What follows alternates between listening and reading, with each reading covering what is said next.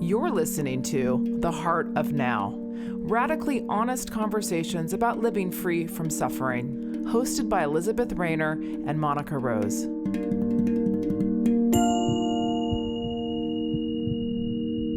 Hi, everyone. Monica and I would like to welcome you back to another episode of The Heart of Now, a truth podcast focused on candid conversations with prominent global thought leaders on how humanity can be free of suffering. Our goal as we go through this process is to journey into the unknown via a unique guest-led format. So what that means is we have a series of poignant, thought-provoking questions, each episode building upon the next, with the previous guest designating the best person to continue the conversation with and go deeper in living in truth and joy in the present moment. So for those of you who tuned in to our last episode, we had the esteemed Lama Palden, and today we are thrilled to be with her recommendation, the very inspiring Mark Coleman. Mark, welcome. Thank you. Good to be here. Lovely. For those of you who are unfamiliar with Mark's work, he is a lifelong nature lover and is passionate about guiding people into the beauty of meditation in nature. He has led wilderness nature retreats for over 20 years across the globe. Through his organization, Awaken the Wild, Mark leads year-long nature meditation teacher trainings in both the US and Europe. And he is trained extensively in the Buddhist tradition, both in the insight meditation and the Dzogchen tradition. He's a senior teacher at Spirit Rock Meditation Center in Northern California and has taught insight meditation retreats since 1997. Co-founder of the Mindfulness Training Institute, Mark also leads year-long professional mindfulness teacher trainings in Europe and the US. And he also recently founded the nonprofit Mindful of Nature that takes nature meditation work to communities and populations that will most benefit from these resilience building practices. He has many books to his name: Awaken the Wild, Mindfulness in Nature as a Path to Self-Discovery, Make Peace with Your Mind, From Suffering to Peace, and his recent book, A Field Guide to Nature Meditation. He lives in Sausalito, right down the street from me, which is lovely, and likes nothing more than hiking, biking, kayaking, and being outdoors. Mark, thank you so much for joining us today. Thank you for having me. Mark, your credentials are amazing. We have so much to talk about with you today. But first, I want to thank all of our viewers for tuning back in with us. We're super excited to learn more about Mark and his work. So, Mark, we have a series of questions. Really, the first one is understanding your background and really what has been the most catalytic moment of your self-discovery. We'd love to hear about that. Yeah. Well, I've been doing my own spiritual practice, Buddhist practice, for a long time now, many decades. So it's hard to crystallize it into one, and they all inform each other, those understandings, and build on each other. I would say that I'm going to point to something that's been a growing realization in recent years, which does feel very significant to me, which is the understanding of knowing ourselves as Earth, knowing ourselves as not separate from the environment, the ecology, the ecosystem, the Earth in which we live and breathe and abide and are nourished and fed by. So that realization has come because I've been doing my own personal meditation practice in the outdoors, in nature, for the last 25, 30 years, and teaching for the last 20 years outside in nature, integrating mindfulness and awareness practices. And the more I spend time outside, the more I'm, especially in a more contemplative awareness when I'm outdoors, then the understanding that I think has been true for almost the whole of human history, save the last few hundred years or maybe last couple of millennia, where we've begun to separate ourselves from the natural world through whether it's agriculture or urban living or now technology. For the most of our history, there's been a sense of being one with, embedded into, and completely attuned and immersed in the natural world. And so that discovery for me changes everything, both how I live, how I respond to life, how I hold what's happening ecologically, what I think is necessary for us as human beings to rekindle that sense of kinship and connectivity. And yeah, so that's a continuing, unfolding realization to know myself more deeply as earth, as not separate. So this individual separate being that we most identify with in our humanness, when we realize we're actually not just this physical form, but actually not separate from the world that birthed us and that we inhabit, is a very different way of relating to experience. For sure. And I am curious, that connection with nature, what would you say to people who don't have access to nature? How do they experience that oneness? And so many people live in metropolitan areas now. How do you guide people who live on concrete day in, day out? Yeah, it's just harder. I don't have a magic pill, to be honest. The urbanization of it, we now, more of us live in cities than in the country. It was the first time ever in human history, and now spend half of our day looking at screens. That is fundamentally challenging to what I'm just speaking about. That if we don't have access to nature, whatever form that is, garden, park, or more wild places, forests and beaches and oceans, and then to sense our nature as earth is challenging because it becomes conceptual. And the realization of knowing ourselves as not separate from the earth happens through connection and through intimacy with nature. So, which is why I say everywhere I teach, every time I teach, my main message to people is wherever you are, go outside. And having said what I just said, everything is nature, even our cities. I'm living in a timber house. I'm living in a forest, a reconfigured forest, floors, ceilings, walls, and you can go outside of any building in any place, urban or otherwise, and connect with the elements: sky, cloud, sun, earth below us, wind, seasons, migrations, moon rise, sun setting. So there's still a way to connect with cycles, seasons, but it takes more work to both attune to the natural world because we've built over it, and also to feel a sense of kinship that it's easier to access when we're outside in a park or in a forest or in a meadow somewhere. Can't you take it back, Permana's inquiry, to just the simple nature of, I grow microgreens in my windowsill from seed, right? And then just watching them sprout through the soil, the topsoil, every couple days. That to me it touches into that invitation. Yeah, every time we eat, I've been thinking a lot about this and teaching a lot about every time we eat food, which we can be so divorced from because we go to the store, we buy it, it's in a package, and it takes just a little cognitive remembering, oh, this, like the lettuce that you might eat or the apple that you ate for breakfast, right? That may have been on a tree or in the earth yesterday. And that food, that nourishment becomes body. Like we're continually renewing our body, our earth body, through food, through hydration. And we're walking soil. We're walking humus. We're walking earth. We're part of the earth's moving surface. And all the nutrients and the elements just recycle through us that come from the ground, come from composting, whatever it is. And we're just part of that cycle. And when we look at a deer or a bird or a lizard or whatever it is, we can sense more easily how those animals, those beings are part of the earth or trees or plants. And yet we have this separation partly from, I would say, Judeo-Christian conditioning, partly from our sort of Cartesian scientific worldview that separates mind and body and humans and earth. And so we have to work at unpacking that and remembering ourselves as earth. Beautiful. That is so beautiful. And I do wonder about the connection to impermanence too, that as soil, as a body, being connected to nature. Do you teach about impermanence and that connection and oneness? Of course. Yes, of course. Mostly my work, 90% of my work now is teaching outside in nature, and nature's really doing the teaching. And one of nature's most obvious teachings is change, transience, ephemerality. Right.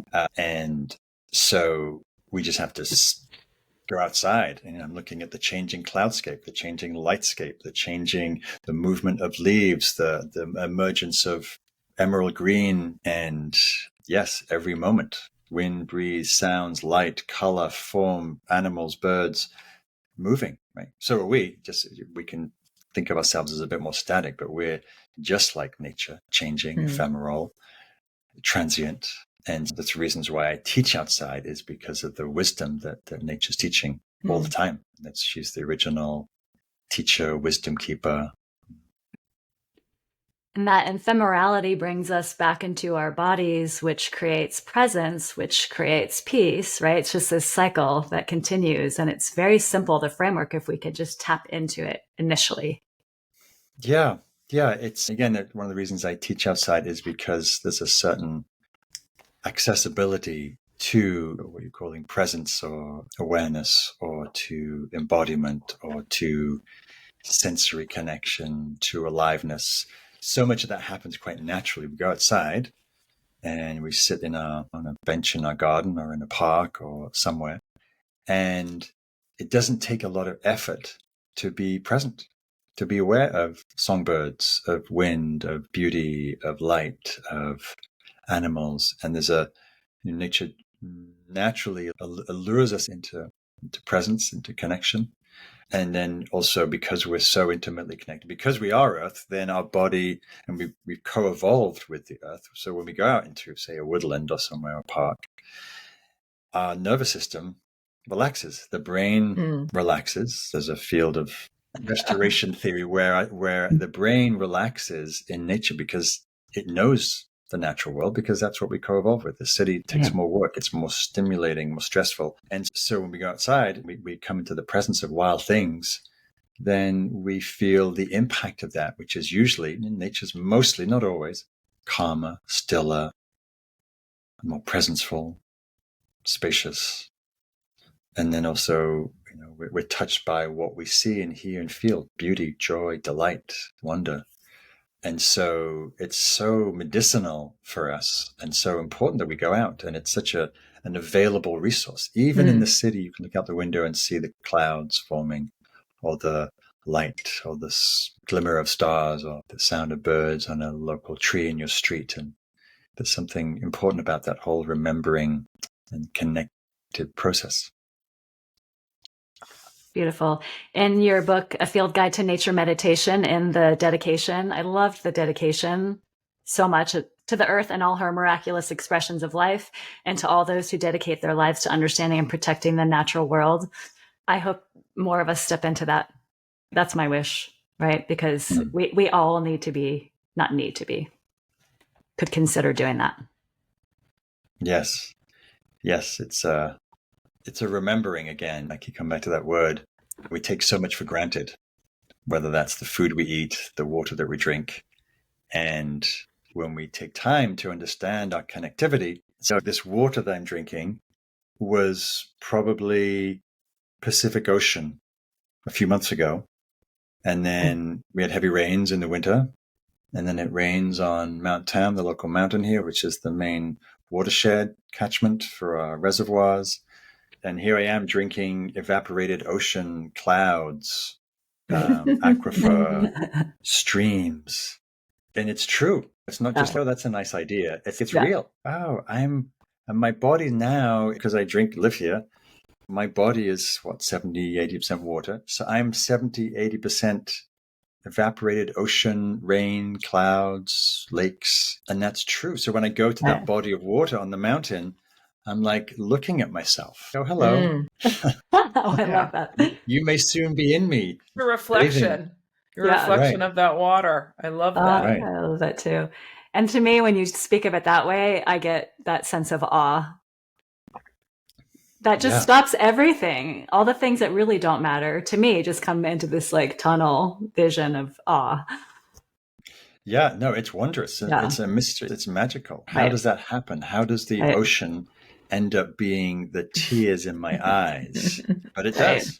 Somehow that and everything's miraculous. How does that seed that we planted in the fall now that's germinating as I'm seeing in my garden as a young tomato plant, and I'll be eating those tomatoes probably in a couple of months. And how does that happen? All I did was put a seed in this fertile soil, and nature does everything else.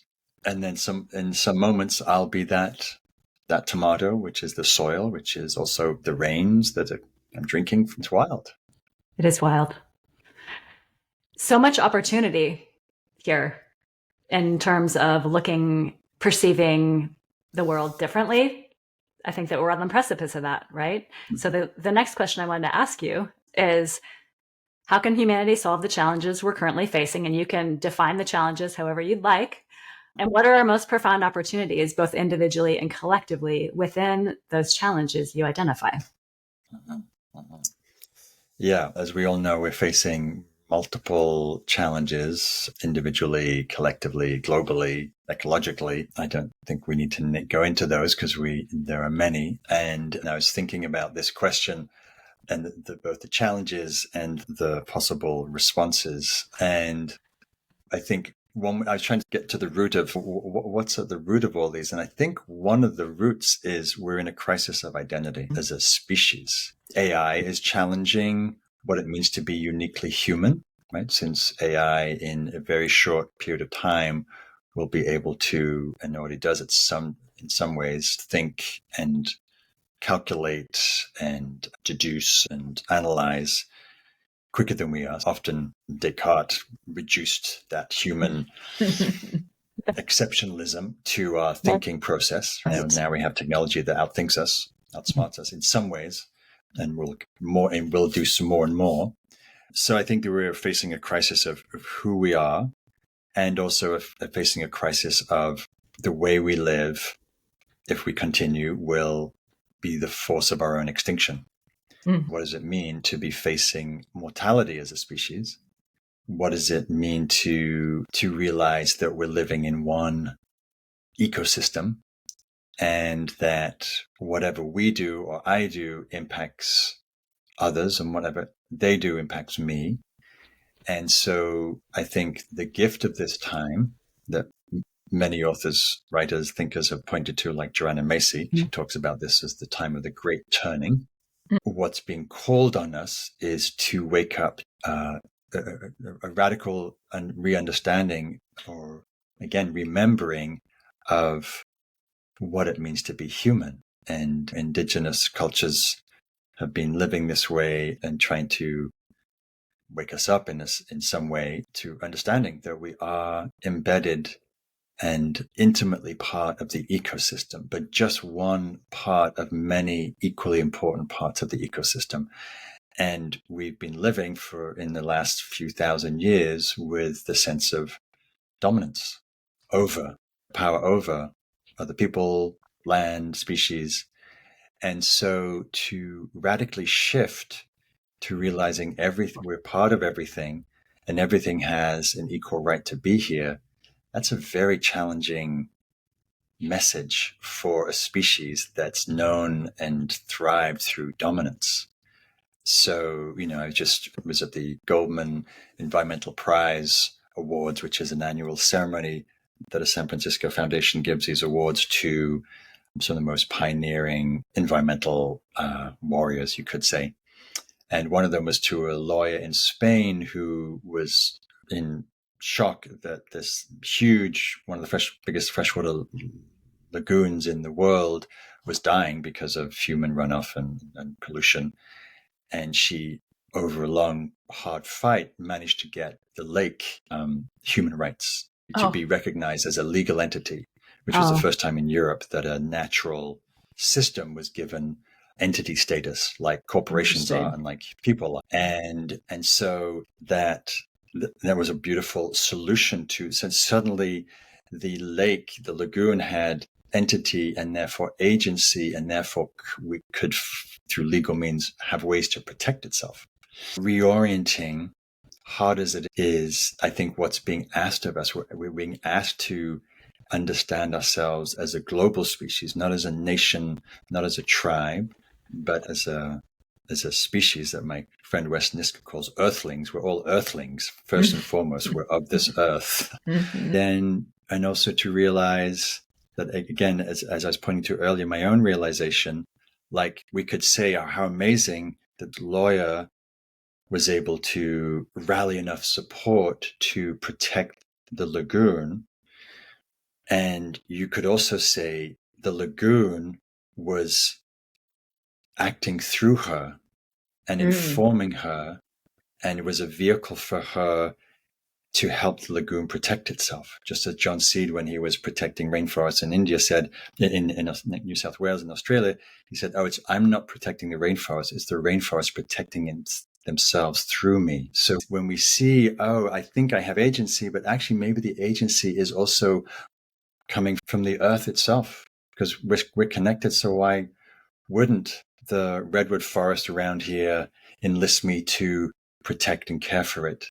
And so that, I think this is where our contemplative practice comes in. If we're listening deeply, and this is a question I ask of people on retreats, and they study with me, is I ask the question, how does the earth wish to move through you? How is the earth moving through you? Because the earth is always moving through us, because we are the earth. But how does it wish to move through you? And how does it wish to move through you in defense of itself? Yeah. And so it's a question of, rather than thinking, I'm a separate individual self, how can I help protect my local watershed or my ecosystem, which is a worthy thought and cause, but it's also overwhelming because I'm a tiny little speck in the immensity of the global crisis, polycrisis, eco-crisis. But if I think of myself as Earth, what would this plant want to do in response? And so it requires getting out of our head, out of our concepts, and listening.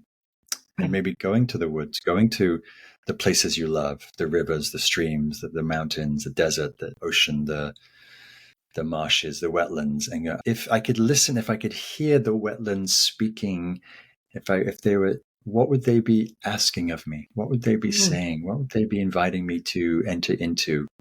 And the first thing they might be like, you people are so quick on coming up with big ideas, but why don't you just come hang out with us for a year and just get to know us and just walk in us and be with us and feel and smell and see us in all the different seasons. And then maybe something of use might come through that.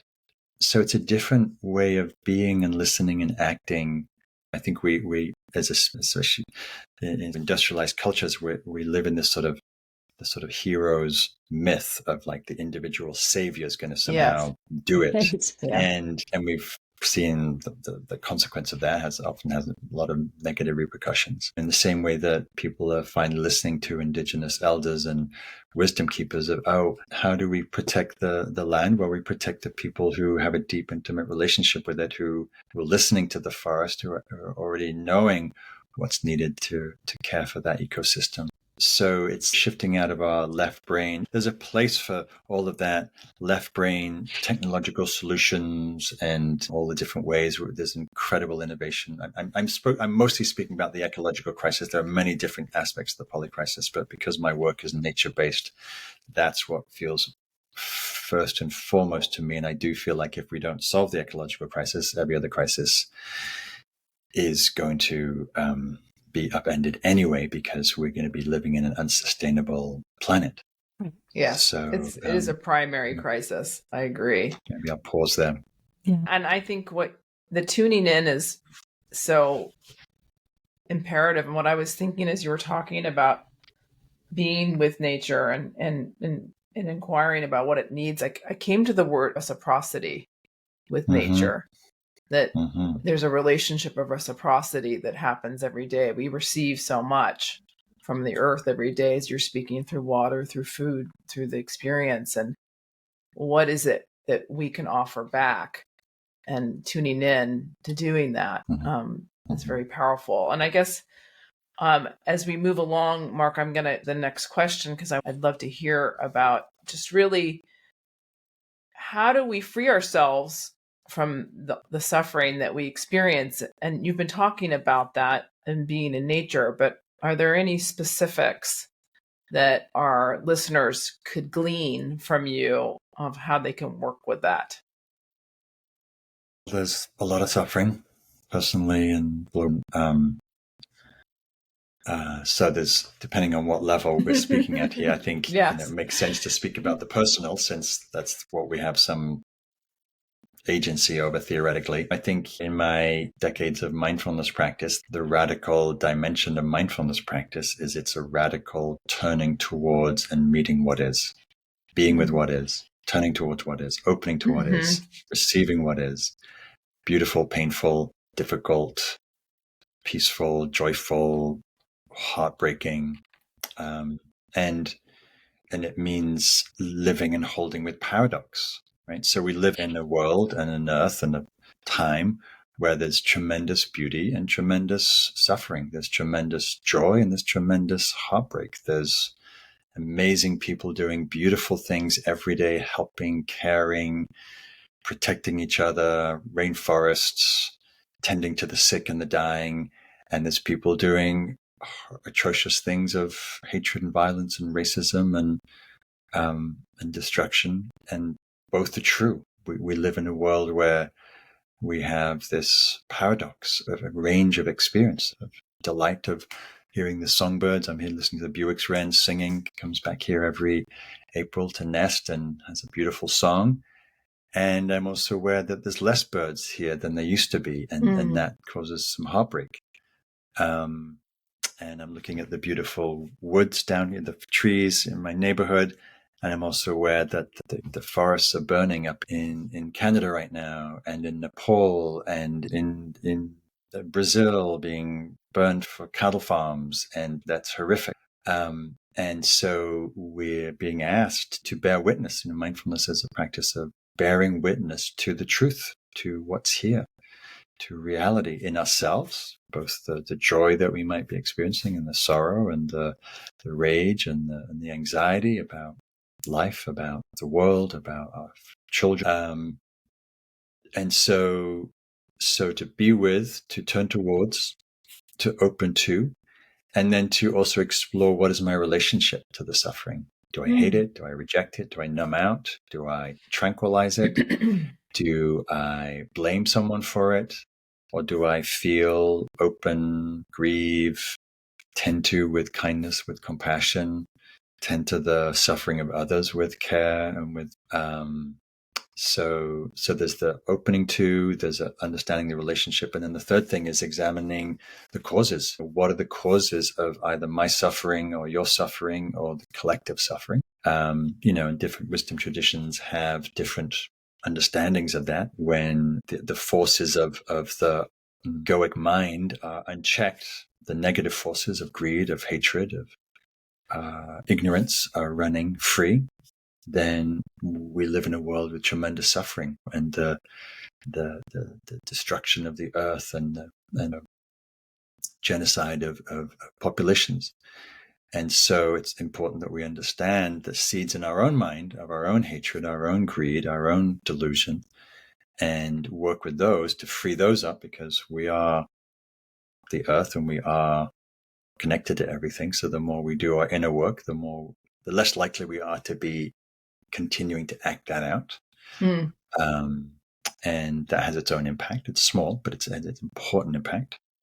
And then we also look to see how those root causes of greed, hatred, and ignorance are running through our structures, our systems, and how to best change those. You actually answered it in the 3-point solution that you provided to free ourselves from suffering, in my opinion, but I would love to hear if you have more to add to it. How are you committed to truth? Yeah, but interesting question.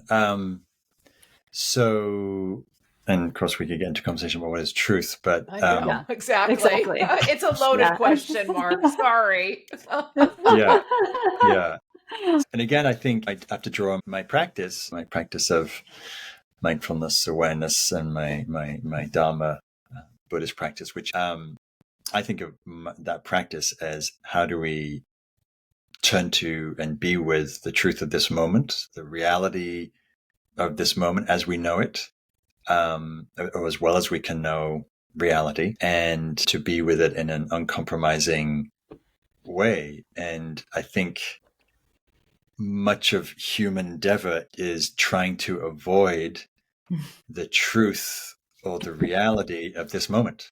So we're trying to gloss over the reality of our pain or the experience of deficiency or loneliness or separation or anxiety or fear. Or so if we haven't had that mental training to learn how to be present, to learn how to be with experience, both beautiful and difficult, then we end up in avoidance and running and reacting and acting out.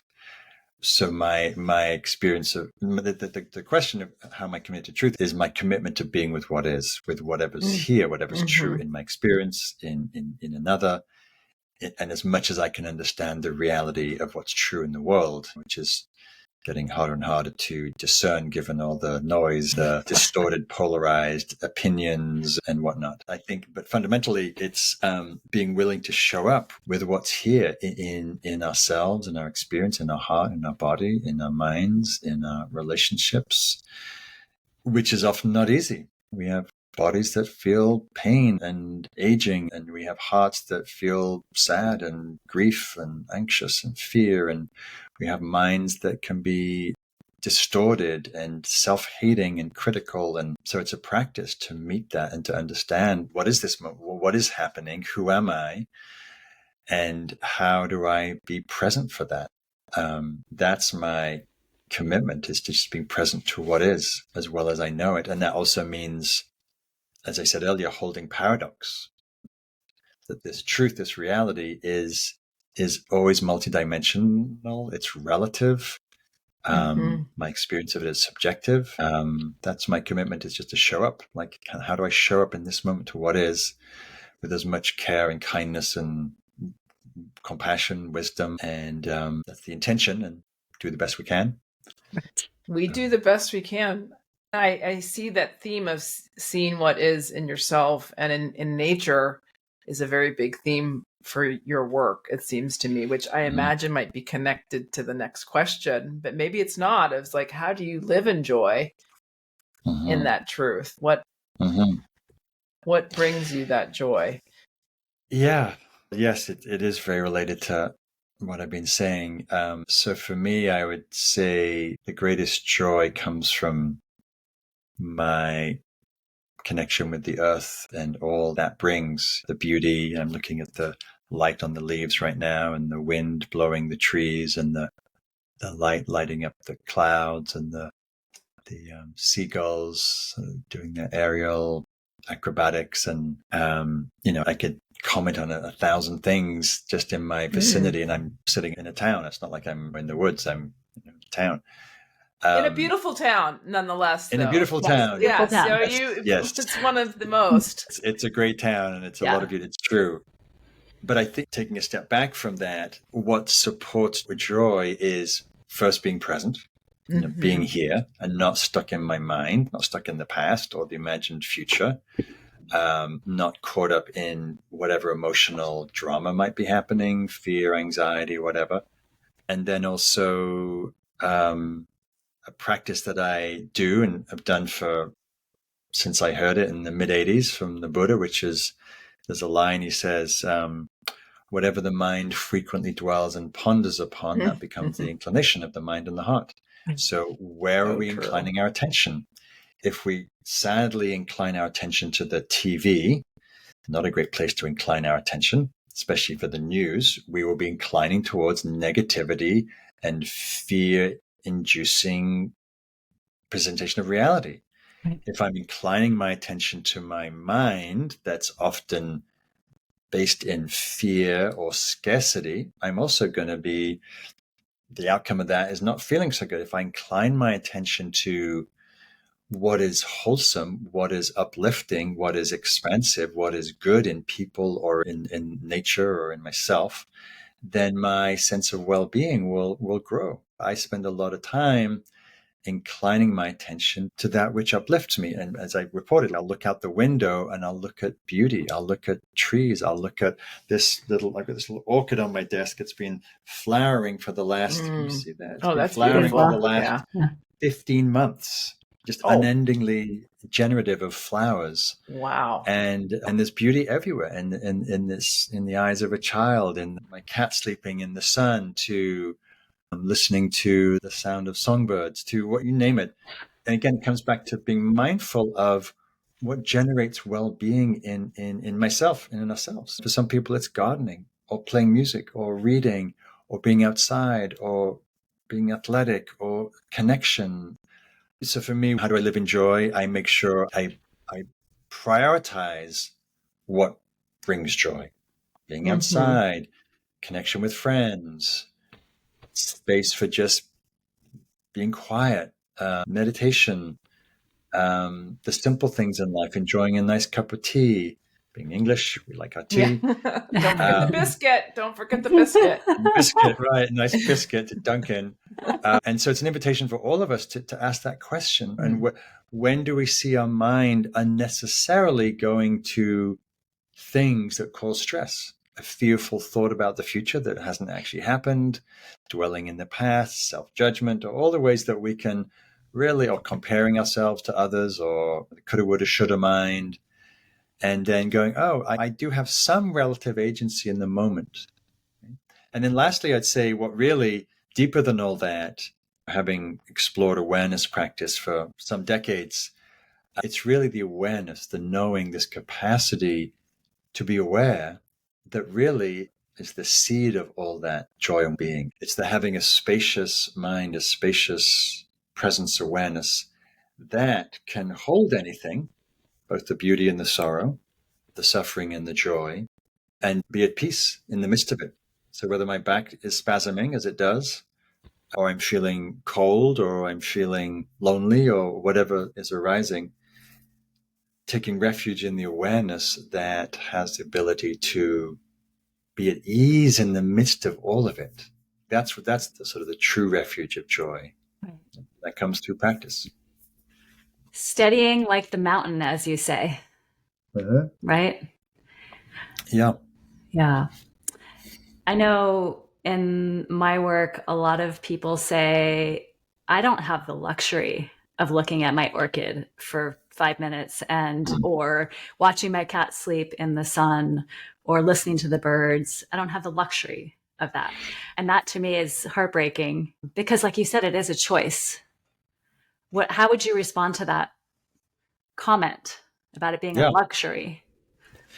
Yeah, I would say, I think for some people it is. There's many people in this world who have incredibly stressful lives. They have taken care of sick family. They're working multiple jobs. They're dealing with some chronic autoimmune thing. You name it, there's a long list of things, heartbroken. But I think what you're pointing to is for many people, there's an absence of time, or there's time scarcity where people are just running to survive, working, taking care of the kids, etc. And that's reality for many people. I would say that even though that is true, and the reality for many people, that even within that, some of these things don't take any time. Right? And we spend a lot of time doing things, even when my life is extremely compact and I'm working from 6 a.m. till 10 p.m. I know there's still many windows. Like I have to eat. I have to walk to my mailbox. I have to shower. I have to make my breakfast, talk to people, or I'm sitting waiting for a Zoom meeting to start, and I look out the window. Like there are innumerable moments where, to listen to the sound of birds while you're chopping your carrots for your dinner, to glance at a flower on your desk while you're in between emails, meetings, or whatever, it doesn't take time. And so when you're walking to the bus or to your office, and you could be on your phone, or you could be stressing about all the things you haven't done, or you could be noticing, oh, there's a tree that's coming into flower just outside my office that I've never noticed before. It's actually quite pretty. It's a chestnut, and they're coming into bloom right now, and there's beautiful pink flowers and a lot. There's a teaching from a teacher, I learned this from Nyosho Khenrinpoche, wonderful Dzogchen master in Nepal. And one of his teachings was to short moments many times. That maybe you don't have time to do a 30-minute sit. And that's true for some people. but you have time to have a few moments many times in the day, a few moments where you just pause, you take a breath. You pause, you look out the window and you find something beautiful. You pause and you listen to see if there's anything you can hear in nature. You pause and you remember the goodness of one of your kids. You pause and you're stroking your dog's head and you just take that 5 seconds to go, oh, this is a very beautiful dog and he's always very loving. And, there are innumerable moments in the day, right, where we can touch into connection, appreciation, gratitude, joy, love, right? These are all very wholesome qualities, but it requires that we let go of the trance of being stuck in our mind or stuck in the trance of scarcity. I'm rushing. I don't have time for anything, or stuck dwelling in the past. It's a practice to be present while you're doing something and find there can be a joy in rinsing lettuce, in washing dishes. Like, it doesn't have to be a chore to get to the next thing. It can be its own beautiful activity. But again, it comes back to the quality of attention, the quality of awareness, the quality of presence. And again, that's what practice supports over time, is that quality of presence. Yeah, I love that answer. It's like an integration of, they're not two separate. They can be one. They can be unified, but it has to be a continuous choice to do. Yeah. And presence is required for it. That's really the key. Yes. Okay, so the last question that we have for you, this has been wonderful so far. Thank you for everything you're sharing. If you had a global microphone, what would you say? Yeah, it's funny. I was reading an email from a friend of mine, dear friend of mine, who was asked to speak up to, this is maybe not quite what you're asking, but he was asked to speak up to add his voice to the call for ceasefire in Israel, in Gaza. And he said, I could, and here's my response, but does it really matter what I say? Does anybody care about my opinion? Right. And who am I to say, given a point of view about something that's so complex and so deeply historical, that anything I would say would be really quite glib in response to the complexity and the nuance of that. So that is a caveat. The complexity of anything that's happening globally. I would say, I would come back to what I started with, so that the question you asked about what's been most catalytic and what's humanity facing right now, I would say, if I had a global microphone that actually people listen to. Let's assume that everyone's listening. Everyone is glued to the microphone. Yes. As opposed to a megaphone and shouting at people. Yes. No, they are listening intently to this message. Yes. What is it? Yeah, I would come back to what I started with, which is that we have to wake up to understanding that who we are is Earth, that we are the Earth, that we're not just on the Earth, we're of the Earth, from the Earth, connected to the Earth, and connected to all living beings, species, systems. And that the more we understand that, the more we become intimate with place, with our own ecology and ecosystem, the more we understand our place in that, then the more that we will, and the more that we have, okay, I'm going to say two things if I had a microphone. So that's one thing. Knowing oneself as the Earth. And that happens, this is part B, that happens through going outside, being mindful, having a presenceful, contemplative connection with your senses, with your body, to the earth around you, to your garden, to trees, to parks, to water, to whatever it is that, whatever ecology that you're living in, whatever the most natural place that you can find, to begin to develop a more intimate relationship. Be curious, be open, let the natural world fill your senses. And in that, as Mary Oliver points to, where she says, there's nothing in this world, if I pay attention to long enough, doesn't fail to foster wonder, and with wonder, love.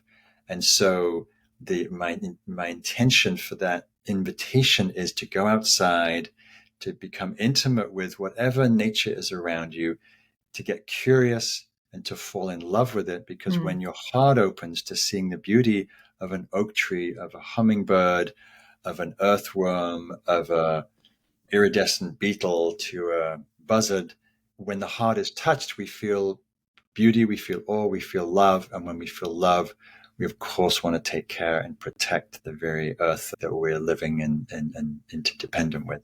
So that's my microphone 2 cents. Beautiful message from a former punk rock master from London, right? I love it. Come a long way. Come a long way. Oh, that's beautiful. But even when I was a punk in London, because I became a punk, I was a punk, and then I found a Buddhist center and I started practicing mindfulness. And that teaching about inclining your attention, I learned back then in 1984. I was living in East End London, which was very run down at the time, very depressed, very urban. My practice was to notice any natural beauty, which where I was, the London plane trees that survived the war, a few parks, a few grasses and wildflowers, dandelions growing up through the sidewalk.